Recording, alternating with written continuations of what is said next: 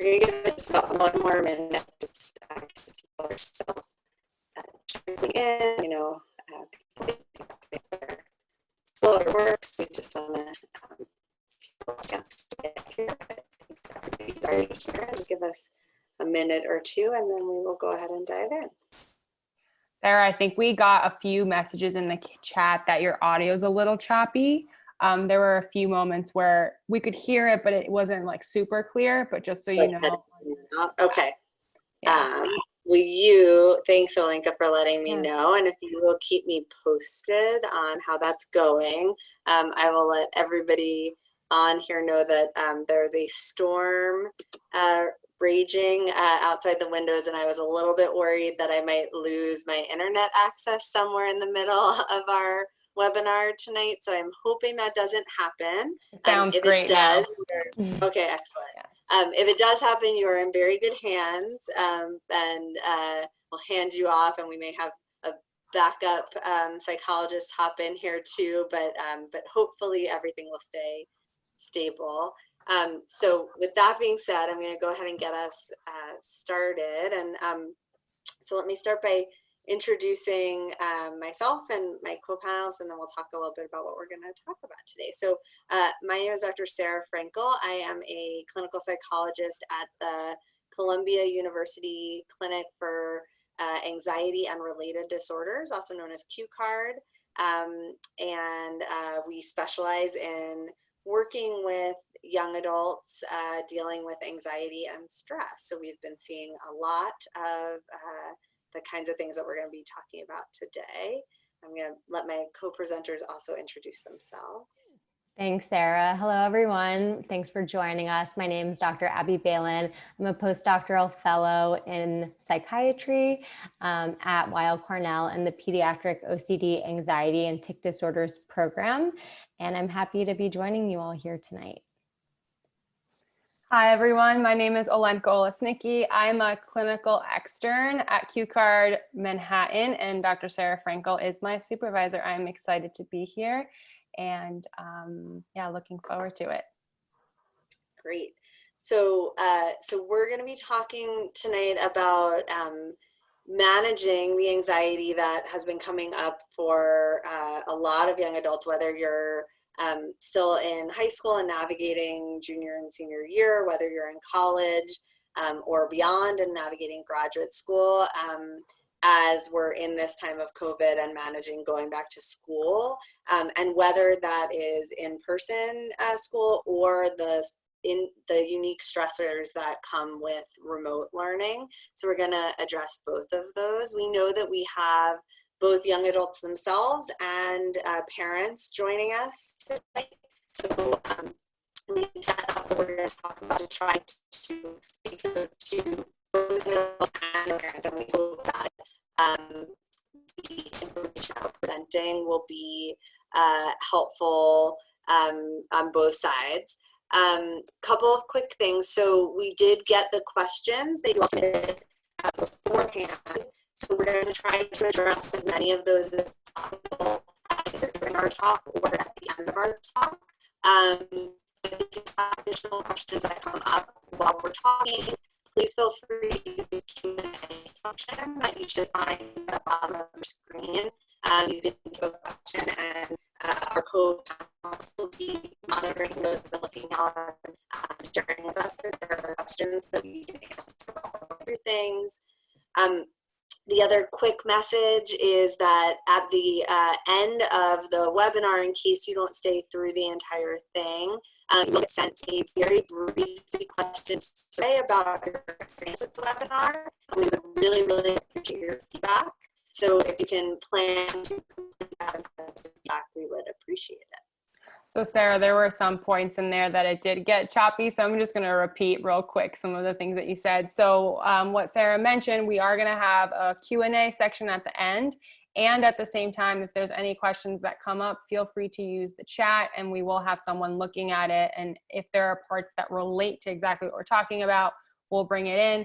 And then I think the second part Sarah mentioned was that at the end of this presentation today, you all will be getting a 3-question survey, which will help us in creating future ones. And so if you can stay on and fill that out, that would be great.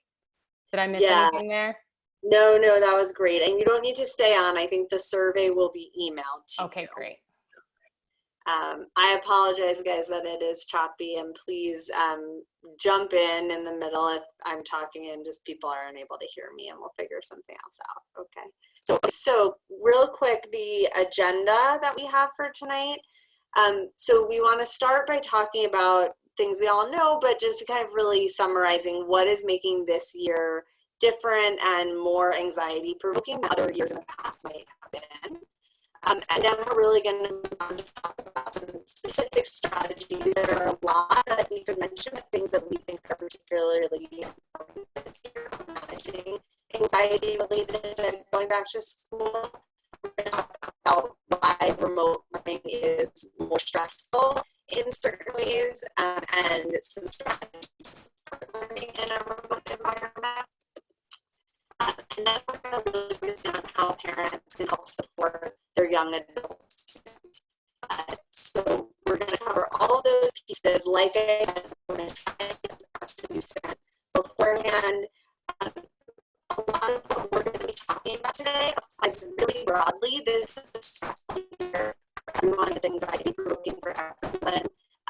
But a few of the questions that you guys sent in dealt with what happens when some of the anxiety or stress starts to go to a more level, or it's really getting in the way for my child. So those questions we're going to try to address at the end when we get to the question and the answer section.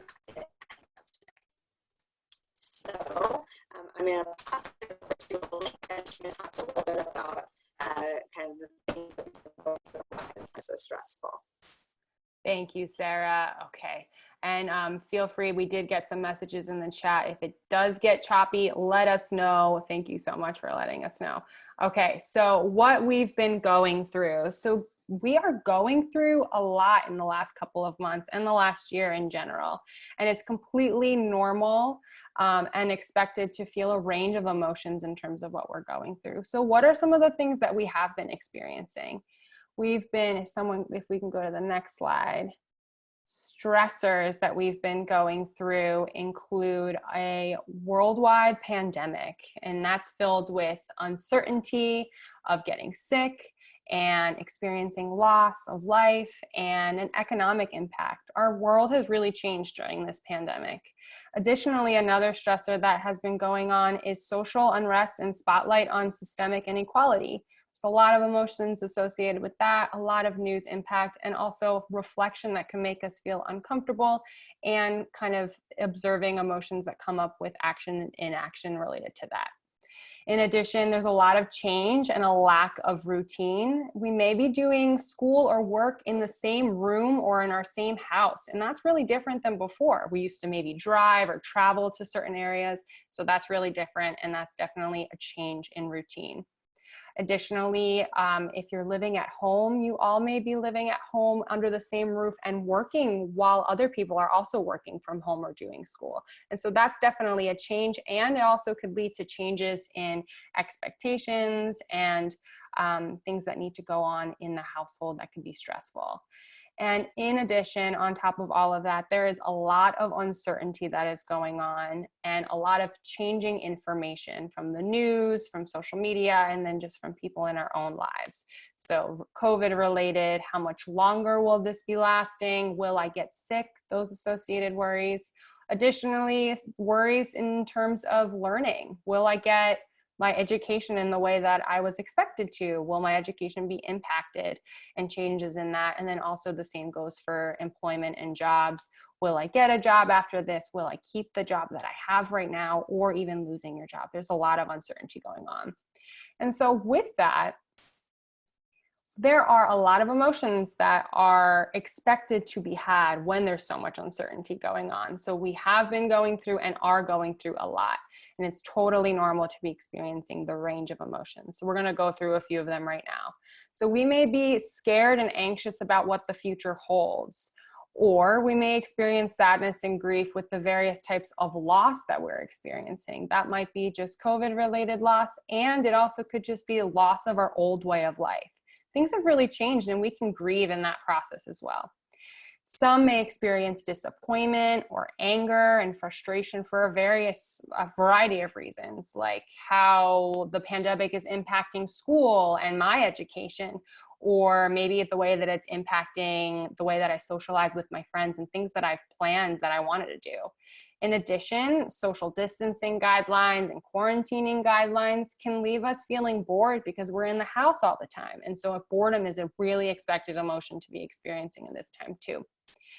Additionally, there could be moments of relief, contentment, and gratitude. So from a negative test result, we may feel relief, or we start feeling appreciation for loved ones and friends in other ways during this really difficult time. And something as simple as ordering food from a favorite restaurant that maybe just opened up post-COVID. And that could be something that we're experiencing. So all in all, we are experiencing a little bit of everything, and there's a lot of emotions going on right now in the moment. And so with that, when we're talking about emotions, it can be really helpful to frame it in that way when we're talking about going back to school. So when we think of going back to school or being in school, it's totally normal and expected for young adults to experience some degree of anxiety as a new school year approaches.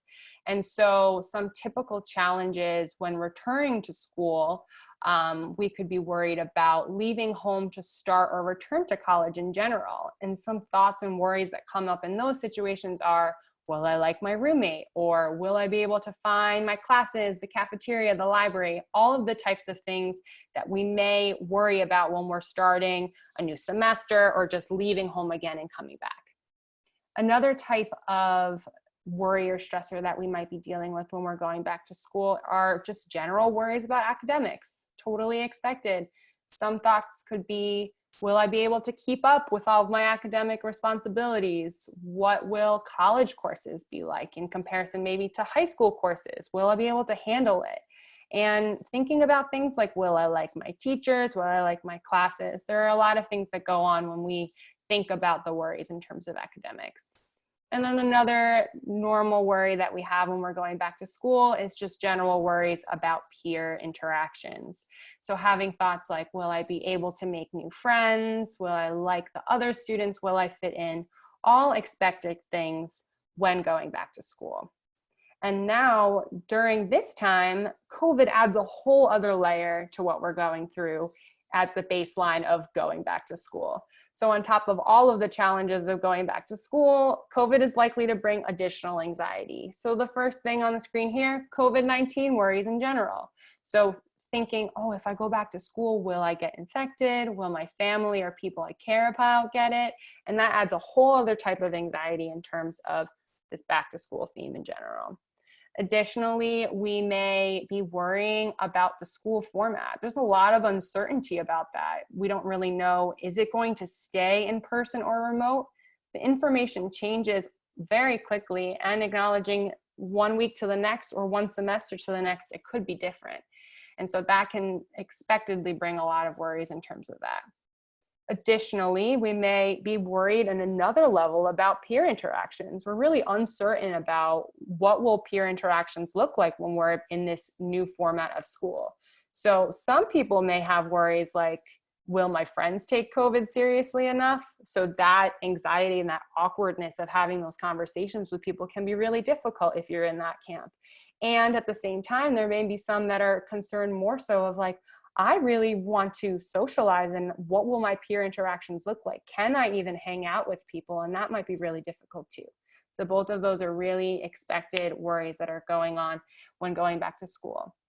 Additionally, we may just have uncertainty about academic expectations. So some schools during this COVID pandemic have changed from grading scales to pass-fail, and oftentimes we don't really know, are they changing it back? There's a lot of uncertainty in terms of what's expected of me, and are professors changing syllabi and changing the expectations that they have.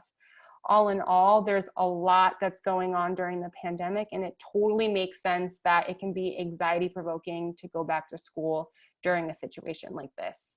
So I will now throw it back to Dr. Sarah Frankel, who will help us figure out some strategies that may be helpful in these circumstances. I'll pass it to you. Thanks, Olenka. And again, jump in if people can't hear me, and I apologize in advance. So we want to start by giving a framework for how we typically think about stress and anxiety and how it works in our lives. So all Olenka, Abby, and we all work within the framework of something we call CBT, which is cognitive behavioral therapy. There it is. And it really is the model for how people work. So it's cognitive behavioral therapy, but it's not just about when things go wrong.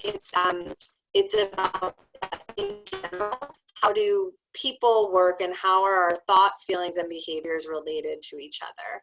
I am seeing that there are some chats coming in that I'm breaking up. I'm wondering actually, Olenka, because I'm getting a message that my system resources are low. So maybe if I stop sharing and if you hop in and share the PowerPoint, either you or Abby, does one of you guys have it open? Yeah, I have it open here.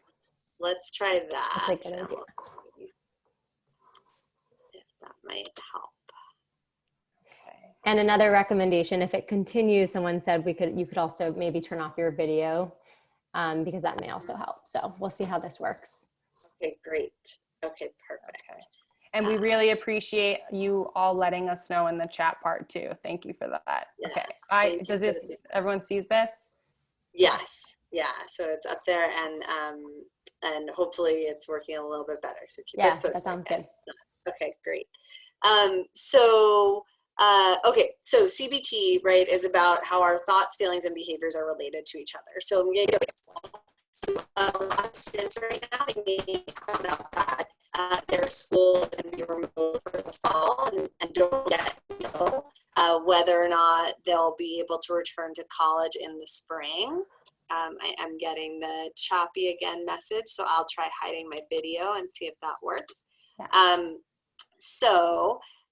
And Olenka, if you click through this slide, some of the examples will come up. So one situation may have the thoughts like, I'm not going to be able to see my friend again, my college experience, I'm ruined by and somebody who's saying that is like, they feel really sad and anxious, and then they're likely behaviors aren't going to be that helpful to them.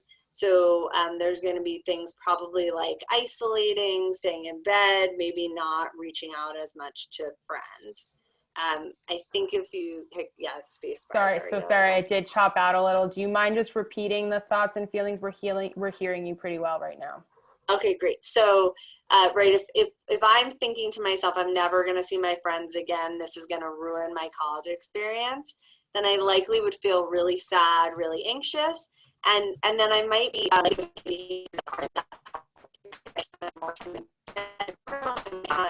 my assignments, I might not reach out to my friends as much, that sort of thing. And those things are really tied together. The more I'm doing that, the more likely I am to feel disconnected from my friends, right? And to reinforce the idea that things are going really badly. So on the next slide, if we can pop over there. So another person in the exact same situation might have really different thoughts. So they might think to themselves, I hope I'm able to return in the spring. I'm just really going to have to find ways to spend time with my friends while we're apart. And it's not that the person thinking this is going to feel totally better, right? So they may feel a little bit hopeful, but probably they'll also feel sad and anxious, but maybe less sad and less anxious than the other individual. And these kinds of thoughts are more likely to motivate us. They're more motivating thoughts. So we might set up a FaceTime with a friend, do something to connect. The reason this is important is basically just the idea that we can't turn our anxiety or our stress on or off with like a light switch. We wish we could, but we can't. But because our thoughts and our feelings and our behaviors are so closely linked together, if we can do things that change the way we're thinking about a situation or do something to change our behavior, that can end up having a really big impact on how we feel. So when we're talking about strategies, that's how we're going to be approaching this. So strategies for managing anxiety during this time. So let's start with just at the basis here that there's so much uncertainty. Olenka was mentioning this, and anxiety feeds off of uncertainty. So anxiety really doesn't like the not knowing feeling. And when we don't know something, our anxiety tends to get bigger and bigger. So one of the ways that we can help manage our anxiety right now is to try to know the facts, right? So the more that we can be prepared by following CDC guidelines, choosing a few news sources that you trust, right? So finding the sources that are that you trust and are reliable to you. We recommend things like the CDC or the World Health Organization. We don't recommend being on the news all the time, right? There's a lot out there, and if you're on the news all the time saying, I have to constantly know what's going on, that's going to increase your stress and anxiety. But we do recommend having a couple of news sources that you check regularly so that you feel that you know the facts of what's going on. And then following those guidelines. So doing things like wearing masks and maintaining social distance where appropriate is really important. And when it comes to college or high school, right, talk with your friends and your roommates about these types of issues, right? See if you guys can agree on ground rules, right? People differ in what they're doing and what they feel safe with. But if you can be open and assertive and talk with your friends and your roommates about what you feel comfortable with, that's going to help manage your anxiety about what you're being exposed to or what other people in your family may be exposed to as well. Okay, so the next area that we want to talk about that comes up a lot during a time like this is worry thoughts and worry spirals. So basically, when we get anxious in a time like this where there's a lot that is out of our control, what anxiety likes to do is tell us that it will be really helpful for us to think a lot about it. So worry thoughts they take the form of questions. So we might be asking ourselves a lot of what if questions. What if I get COVID? What if somebody I love gets COVID? What if school gets interrupted in the middle of the semester and all of a sudden I have to go back to remote learning again, right? Anxiety really likes to put all these what if questions in our head and tell us if we think enough about it, we can try to predict the future. It also likes to tell us about the worst case scenario, right? And our anxiety in this case will tell us that the worst case scenario is really likely to happen, that if it does happen, it's going to be terrible, and that we are not able to cope with it. So basically kind of these two extremes, right? That the things that we're really concerned about are more likely than they probably are, that they're going to be terrible if they do happen, and that we're not going to be able to manage it. So if you're noticing thoughts like that, you're probably in a place where you're listening to your anxiety voice and you're engaging in worry. The key here that we want to remember is that anxiety tells us worry is helpful, but worry isn't actually helpful to us. So although we might think that thinking about all of these things is going to somehow solve a problem or prevent something bad from happening, the reality is that we can't think our way out of bad outcomes or bad things happening. And what ends up happening is we just end up feeling worse in the present moment. So when our worry starts spiraling, it holds us back instead of helping us. So what we want to try to do where possible is we want to interrupt our worry spirals. And there's a couple different ways we can do this. So one really good way to interrupt worry spirals is to use something we call distraction. Now, I'm going to make a distinction here between distraction and avoidance. So I'm going to give an example here. I want whatever you do, everybody on the webinar, whatever you do not think about a pink elephant. I don't want anybody to think about a pink elephant. The last thing to do here is think about a pink elephant. Don't think about pink elephants. Okay, Abby, I'm curious, what are you thinking about right now? Big pink elephants. Yeah. So typically when we're trying really, really hard not to think about something, that is the main thing that we're going to focus on. So that we call avoidance, right? Trying not to think about something. Distraction is really different. Distraction is purposefully turning our attention towards something else. So that can be, I'm going to call my friends and talk about something we have in common. That can be, I'm going to go on Netflix and I'm going to watch a show. It can be, I'm going to put on my favorite song and I'm going to dance in my room to it. But it's turning my attention away from this thing I'm worrying about towards something else. doing something active is a really good way to distract. It also gets us more into our body and out of our mind. And I think we've got one more on there. So when these worry spirals come up and you notice these kinds of thoughts, the what if thoughts, the it's going to be so bad, I can't handle it, reminding yourself that we can't predict the future, but that you can cope with stress. Reminding yourself of times in the past that you've coped with hard things can be really, really helpful to interrupt these worry spirals. On the next slide, we'll also just kind of run through. So there's a few different types of activities that you can think about that can be really helpful ways to interrupt worry spirals. So we can be thinking about fun activities, so things that we would want to do for pleasure.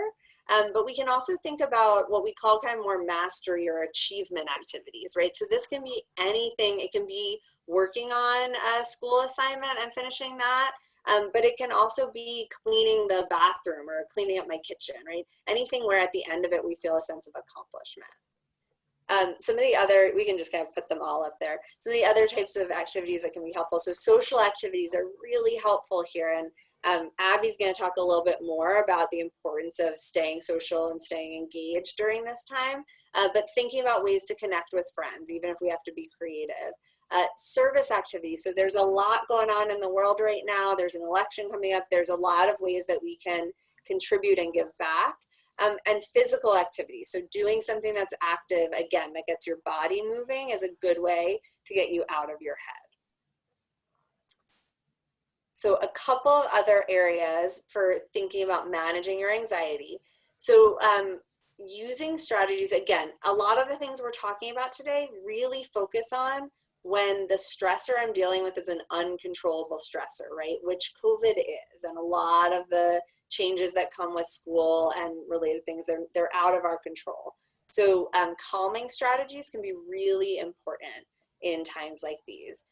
You have probably heard a million times the idea of, just take a deep breath or two. I'm going to actually encourage you with deep breathing. Do some research, watch some YouTube videos. Deep breathing is actually a practice. It doesn't help to just take 1 or 2 deep breaths. That doesn't really do much for your body. But if you engage in the practice of breathing in deeply and slowly and in a paced way over a series of minutes, you actually change the way that your heart is beating and you activate part of your nervous system that is designed to calm you down. So deep breathing can be incredibly helpful. There's also a lot of good apps out there and a lot of good ways to engage in what I would call guided meditation. So a lot of times when we're worrying and our head is really full of thoughts, the idea of meditation that's about just clearing my head and not thinking about anything feels almost impossible. But following guided meditations that you can find on apps like Calm or Headspace, that is actually somebody, again, this idea of distraction, it's somebody walking me through how I can turn my attention towards other things, whether it's something happening in my environment or something happening in my body. And again, really effective strategies. The other kinds of things that might help you to calm down are going to be unique person to person. But you can kind of think about what helps me to relax and how can I increase use of those strategies when I'm feeling worried or stressed out. So that might be taking a shower, that might be lighting your favorite candle, that sort of thing.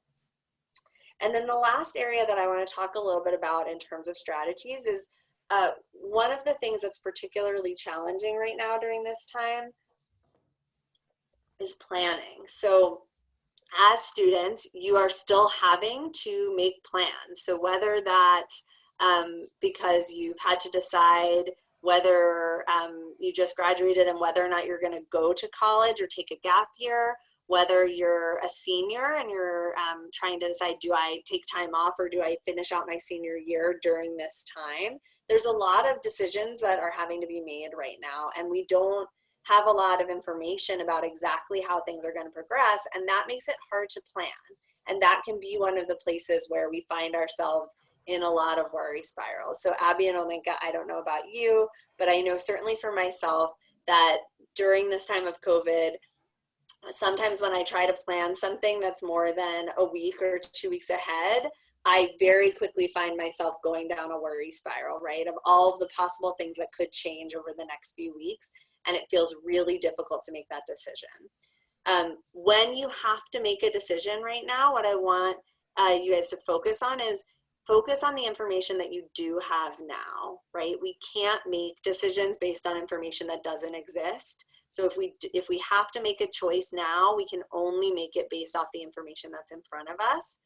And just remember that all decisions we make, whether during COVID times or before or after, we're just basically making our best educated guess. So the idea that's out there that we make right decisions or wrong decisions, it's really just a decision is your best educated guess with the information you have in front of you at that time. And right now it's especially important to remember that because it can be especially hard to make decisions when things are changing so quickly. So I'm going to pass it over now to Abby, and she's going to talk a little bit more about the challenges that come with remote learning. And thank you guys for bearing with me during all of my choppiness, and I apologize for my bad video quality. Hopefully it will improve. Seemed to work out just fine. So thanks, Sarah, for starting us off and very validating those reminders about how difficult decision making is right now. And I know it's certainly something that I've experienced too. So good reminder also for me. So I am going to turn our attention to remote learning, since so many of you are in this unique situation and have likely been in this situation of doing remote learning, whether that's every day of the week or some parts of the week. So first, we just wanted to touch on the unique challenges imposed by this remote learning situation.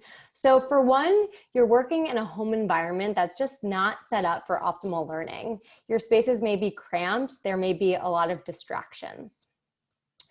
I think also so many of us are realizing how school provided so much structure for students, for families, all members of the family really. So from bedtime to wake time to lunchtime, schools really schedule everything out, even less structured things like socialization. And we don't have as much of that now with remote learning. Also, remote learning necessitates learning far away from teachers, of course. So it's not as easy to, quickly ask a question to a teacher or stay after class to ask a homework question or get support. Also, school naturally builds in a lot of opportunities for socialization. So whether that's, just like looking over at your friend during class and like giggling at something, or like those moments passing your friends in the hall, we're missing out on those opportunities that can feel a lot more isolating. It can impact our mood. It can make us feel less motivated also to keep working. And similarly, parents and other family members may be leaving throughout the day, so any kind of potential in-person company may not be there either. Or even if they are, it's not the same as what school provided, so it can feel more isolating. And lastly, there may be some competing demands at home, so parents may also be working at home alongside with you. Also, there may be other siblings who are learning at home too, and that can really make it more difficult to find spaces to work, and it can also lead to more conflict between family members at home. So we're going to review a number of strategies to tackle some of these challenges. And the first of which is in terms of the limited structure without school. So we have to do our own part here to develop new structure and new routines within the home environment.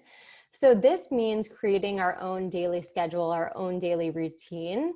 And this is something that teens, young adults, and parents, or young adults and their roommates, friends may be able to work on together. Something that's going to be best suited for you. It should be personalized to you. And we recommend that this schedule is for the entirety of the day. I think we can be prone to think about our schedule just in terms of our school day, and it can be really helpful. We'll show you in just a moment how we can schedule out our entire day.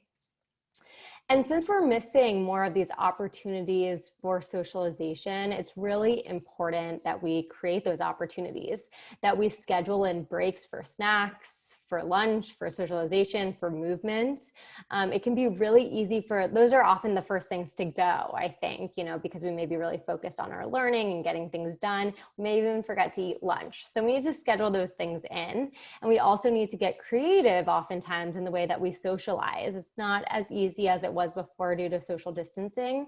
And so we may have to schedule in FaceTime with friends, Zoom calls with friends, scheduling socially distanced plans, playing games online with friends.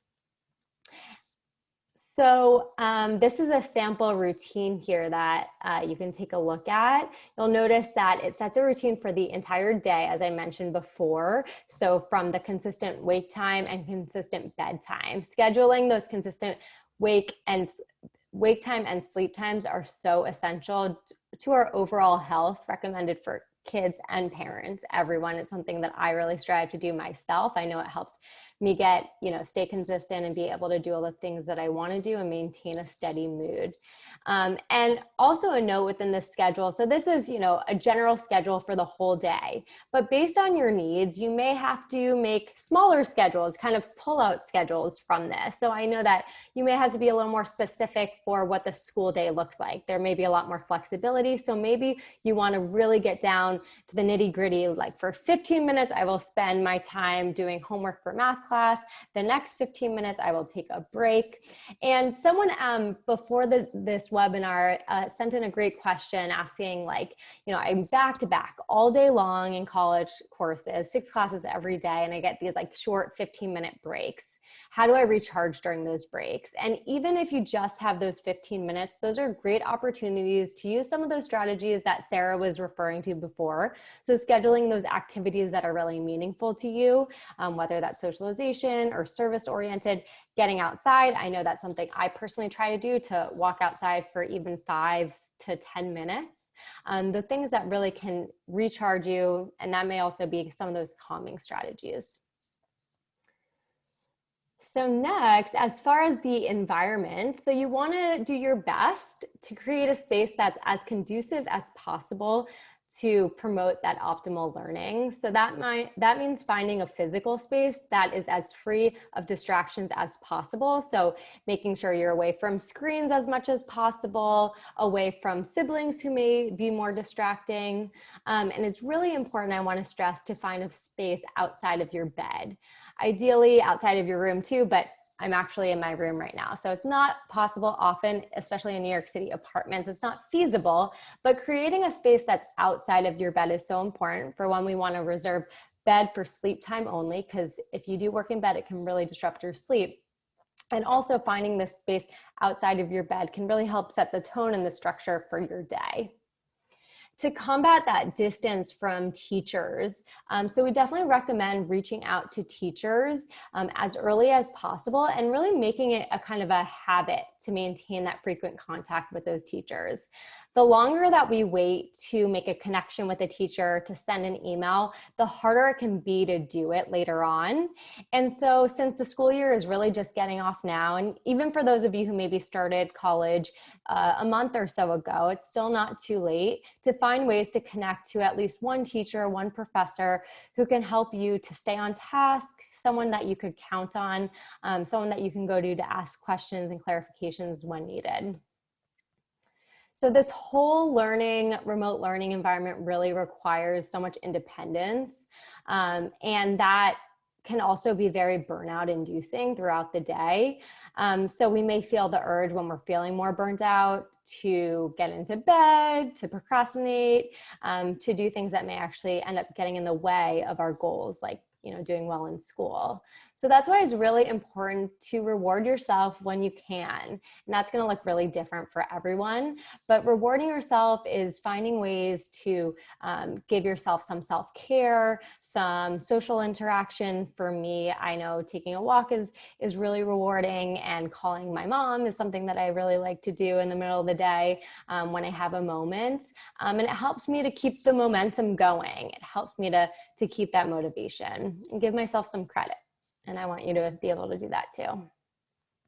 As far as the issue of parents and other family members working from home, can be important to establish different workspaces as much as possible, even if that may mean you're sitting at the same kitchen table, just different spots at that table, but really distinguishing which is yours and which is theirs. Families may need to sort out ways that they're going to communicate throughout the day. Maybe they need to figure out in advance when there's quiet time that may be needed. So for teens or young adults, maybe that's when they're taking a test. For parents, it may be when you're on a work call. So something that I want to recommend is, finding times to do huddling together as a family. So maybe that's like a daily huddle, or maybe that's a weekly huddle. Within those huddles, you can find opportunities to problem solve these issues that are coming up and work collaboratively to create solutions, and lots of different solutions, because you're probably going to need more than one. So for youths who have pre-existing IEP and 504 plans, it's really important to emphasize that schools, even during remote learning, are responsible for ensuring equal education to all students. And so that means that IEPs and 504 plans must be provided through remote learning. And also, it's important to know that you are entitled to call for a 504 or IEP meeting at any time, and that still continues during COVID times. But it's also important to note that given the increased stressors and the changes in the learning environments, it does require pre-planning, creative approaches, ongoing, more proactive, frequent communication, oftentimes, to ensure that those accommodations are happening as they should be happening. And it's important to note, some of these accommodations that you may have gotten in the normal school environment may not apply in online learning. If you can think about preferential seating, may not apply. But schools can work with you to think about other solutions that may be appropriate within the remote learning context. But just to note, some of the ongoing services you can see there's still speech, occupational, and counseling services. Resource classrooms should still be meeting. There should be access to extra time when needed on tests and assignments. So those are just to point out, those are things that you can communicate with the 504 coordinator or with the school psychologist or teachers at the school. And for those of you that are in the college setting, it is important to also know that you have the same equal rights to education. And these rights apply to all different settings of higher education, trade or technical schools, colleges, universities. And the really important note here is about being proactive. It's not too late in the school year to be proactive. Connecting with your school's Office of Disabilities is the place that's really important to connect with. Just as the case with those in high school, certainly some of these accommodations may look different online than they do in person. But something that you've all been through this for some time now, and so you've probably learned a lot about some of the unique challenges that you're being faced with this remote learning. So I definitely encourage you to take note of what some of those issues have been, be really specific about what they are, and self-advocate for yourself. Meaning communicate with your professors, communicate with the Office of Student Disabilities, be specific, and be persistent. Don't quit. And so for those parents out there, you're wondering, we know that you want to know, okay, what can I do to support my kids during this time? And we want to really highlight that anxiety can present in a lot of different ways, both emotionally, physically, and behaviorally. So you may notice in your youth or young adult, more defiance, more irritability, sleep disturbances, changes in appetite, loss of concentration, less energy, refusal to go to school is something that we're hearing a lot of, sadness or crying, or more physical symptoms. So it can look a lot of different ways. So we have a number of recommendations for you parents out there.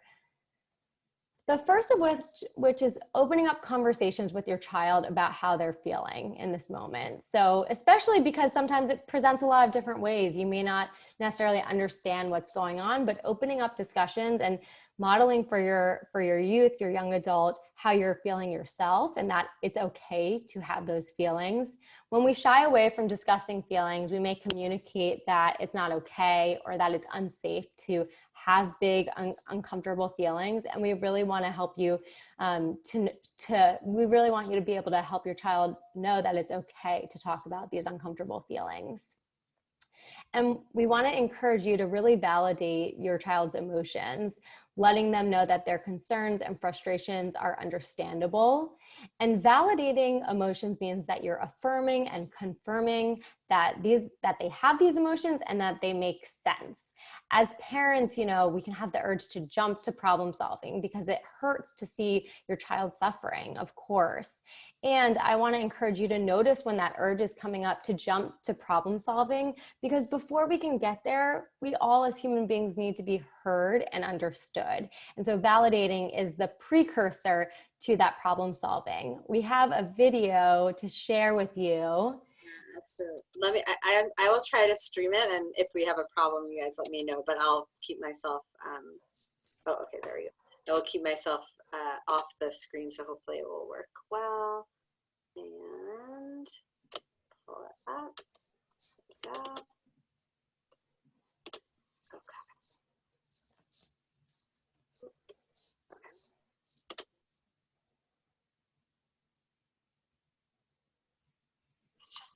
There's all this pressure, and sometimes it feels like it's right up on me, and I can just feel it, like literally feel it in my head, and it's relentless, and I don't know if it's going to stop. I mean, that's the thing that scares me the most, is that I don't know if it's ever going to stop. Yeah. Well, you do have a nail in your head. It is not about the nail. Are you sure? Because, I'll bet if we got that out of there... Stop trying to fix it. No, I'm not trying to fix it. I'm just pointing out that maybe the nail is causing... You always do this. You always try to fix things when what I really need is for you to just listen. See, I don't think that is what you need. I think what you need is to get the nail See, out. you're not even listening now. Okay, fine. I will listen. Fine. It's just... Sometimes it's like there's this achy... I don't know what it is. And I'm not sleeping very well at all. And all my sweaters are snagged. All of them. That sounds really hard. It is. Thank you. Ow! Oh, come on. If you would just... Don't... Try to see things my way. Do I have to keep on fighting till I can't go on? There we go. Sarah shared that video with me. Sarah, did you have some comments to share? I love that video. I think it's such a great example. I think what we just want, so what I was going to suggest is actually, and I meant to say this before we shared it, but for parents and young adults, to picture yourself on both sides of that equation, right? Because we've all been on both sides. And so what it really illustrates, I think, so nicely is that sometimes there are problems and they may seem clear, and we want to help our young adults, or we want to help our friend, or we want to help somebody else, and so we jump in with this idea of how to problem solve and fix, when really what somebody is looking for is just to be validated and heard. So what Abby was talking about before, in terms of really listening, hearing somebody's emotions, and helping them to know that they're not alone and that what they're experiencing is valid and understandable, goes such a long way. So this kind of idea of like jumping to the problem solving and trying to fix, just kind of remember how it feels sometimes when you're on the other side of it. And I think that can be really helpful for parents to remember. Mm-hmm. Agreed. And also helpful for teens and young adults as you're interacting with your parents and other people as well. So thank you for sharing that one, Sarah. So a few other tips that we have that we'll go through pretty quickly, so we have some time for questions. Parents can really also help their children to identify the things that they can control. So one of those things right now is supporting them in finding those reliable news sources and the right information, up-to-date evidence-based information that Sarah was referring to earlier, and also really helping them to develop a plan for their return to school, also helping them to develop a plan related to the remote learning, whether that's through the family problem solving, but supporting them in that kind of problem solving piece. And parents can also support refinements to their routine. So the first routine or schedule that you work to create is probably not going to be the final one. Oftentimes we put something into action, we realize it doesn't fit perfectly, and parents can really be there to help refine and adjust that schedule so it works in the environment. And another really important opportunity I think that parents have is to model how to use coping skills during this time. So it's not to say that parents can't be anxious or can't be feeling these things. You're feeling these things along. We're all feeling these things together. And it's a great opportunity in so many ways to say, hey, I'm feeling really anxious right now. And, I'm going to go take a walk, right? To show like, I'm going to go do that. I'm making choices along the way to cope with the stressors that I'm feeling. So such great opportunities to do that and model. Also, allowing, since there are so many things that are out of our control right now, giving your teens and young adults the opportunity to make independent choices when they can. So allowing them to determine how they're going to spend their breaks, how they want to structure their day where there's flexibility. If they get to pick between 2 essays to write for class, allowing them to pick. And, if you can support in their independence in this way, then when it's time to set more limits that you need to for more serious situations, I think teens are more likely to comply when they know that they have flexibility in other places where they get to make choices. And last, since Abby, I'm sorry, I'm just going to jump in there. I think there were a couple of questions that did come in about these ideas. And so both about the idea of, what do I do where I'm feeling really anxious about how is my teen or my young adult going to do with all these changes? And also, how do I help make sure that they meet deadlines and that sort of thing? And so really, again, coming back to the things that you can do as a parent, you can model that you are anxious about this too, and that's okay, and model how you're coping with it so that your child can see that. And also this piece of really supporting your child in independence. So we know that there's a lot of concern and a lot of anxiety for parents about, is my child going to be able to meet the deadlines if they don't have the structure, those sorts of things. But whatever you can do to support them in having choices and moving towards independence, even if that means that sometimes they're going to slip up and sometimes they may miss a deadline and then they'll learn from that. But you as the parent are there to provide guardrails so that they don't go kind of like way off the edges, but allowing them that ability to make independent choices and sometimes make mistakes is really, really important for their development. So we just wanted to throw that in here too. Yes, I definitely agree. Thank you for adding that. And, I think that's related to this final point here. And like parents can be there to help support teens and young adults in connecting with school and making sure that they're obtaining the accommodations that they need. And also it's an opportunity for teens and young adults to be learning, how do I interact with my superiors, with teachers? And sometimes they may not do it in the perfect way. Not that there is a perfect way, but that's okay. These are opportunities to learn along the way. So sometimes maybe it's for the teen or the young adult to make the mistake and not reach out, but a parent can help them to learn ways to do it differently potentially in the future. Okay.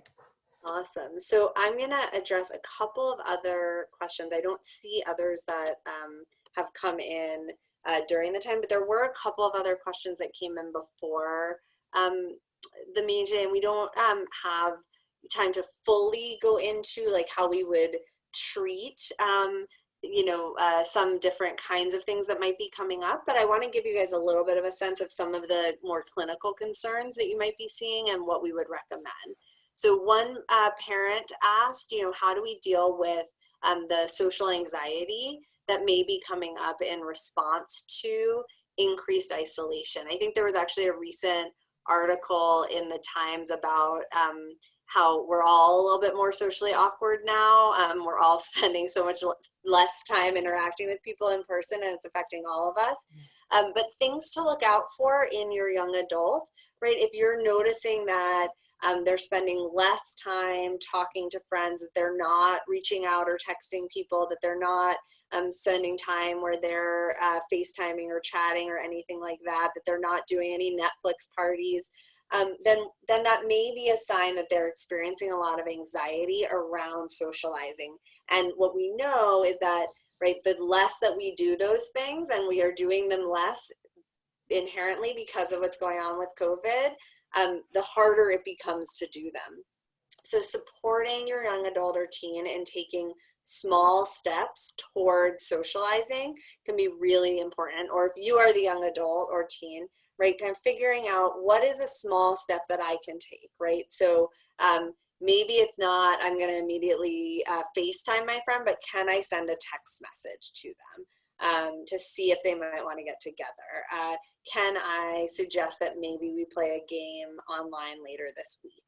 That sort of thing, and just recognizing and really that anxiety will tell us this is going to, again, that whole thing we talked about before, anxiety is going to say it'll be really bad, it won't go well, I won't be able to handle it, but typically things go a lot better than we expect, and you can handle the things that come your way. So the more that you can try to approach social situations during this time rather than avoid them, it's going to make things a lot easier down the road. The other question that came up that certainly has been an issue for a lot of parents is, what do I do if my child is refusing to go to in-person school? And that's an issue that also comes up for parents outside of COVID. There may be unique anxieties that may be coming up for kids right now, whether it's something from, I'm concerned about potential exposure to COVID, or I'm concerned about, just what the classes will be like now that things are different. But what we want to say about that is it's a definite clinical issue if your child is refusing to go to school. And we want to try to intervene as quickly as possible. So if that is something that's happening for your child, or for you as a young adult, right? Getting help as soon as possible is really, really important. The longer it goes on, the harder it can be, again, to get back into it. So reaching out, if you're reaching out to the school psychologist, reaching out to a therapist or a psychiatrist in your neighborhood or somebody that you're working with, reaching out to the student counseling center if you're at college and you find that you're not going to your classes. For parents, this is a place where this is a really concerning symptom. And so if you see that this is happening, then stepping in and reaching out, asking for help from professional supports who can guide you in how you can support your teen so you can help them to cope with whatever stress or anxiety is getting in the way of going to school. But you can also set up things at home. So for example, we want you to make the home environment pretty boring and less appealing than being in school. We don't want, if kids are refusing to go to school, for them to be able to just sit at home playing video games all day. For most kids, if they could do that, then they would not make the choice to go to school. So there can be little tips and tricks like that a professional can help you with, but that's certainly a symptom that if you're noticing it, it's a good idea to reach out and get some professional help and advice on how to help your teen or young adult through that. Abby or Olenka, anything you want to add about either of those? I think one quick thing about the school refusal piece for the young adults on the call, if you're noticing yourself wanting to avoid, kind of the mentality of like, I will go back to school or I'm going to do these things if I feel ready. Unfortunately, right now in this time, we may never have that feeling of actually feeling ready to do it. And it's kind of this idea of acting opposite and still approaching, because if we continuously avoid and not go, and it'll get harder and harder to actually make that step. So the best time to do it is to try at least now, because it might get even bigger after a while. So that might be a helpful strategy when we're kind of thinking about it in terms of taking next steps. Great point. So I think our next slide just mentions that there are going to be more webinars like this on different topics. So these are the topics and dates that we know of so far. It is possible that these will change, so keep an eye on your email just to make sure that there haven't been changes. I think especially the date for the one about coping with the holidays may get adjusted. But we are going to be doing additional webinars on these kinds of topics, and we hope that you all will attend. And also just a reminder to please complete the 3-question survey that will be sent out to you. We really appreciate you guys taking the time tonight to be with us and sending your questions beforehand. And good luck to all of you as young adults and parents in managing this return to school and what the future brings for us with all of this stress that we're dealing with currently. And just one final note, the slides, this recording that includes the slides will be available, that will be posted on our website that you can see on that slide there. Someone also asked if the slides themselves will be made available. They will not, but you'll be able to see them when you watch the recording again. Thank you all for your participation and best of luck. Thanks, guys. Have a good night. Bye. Bye.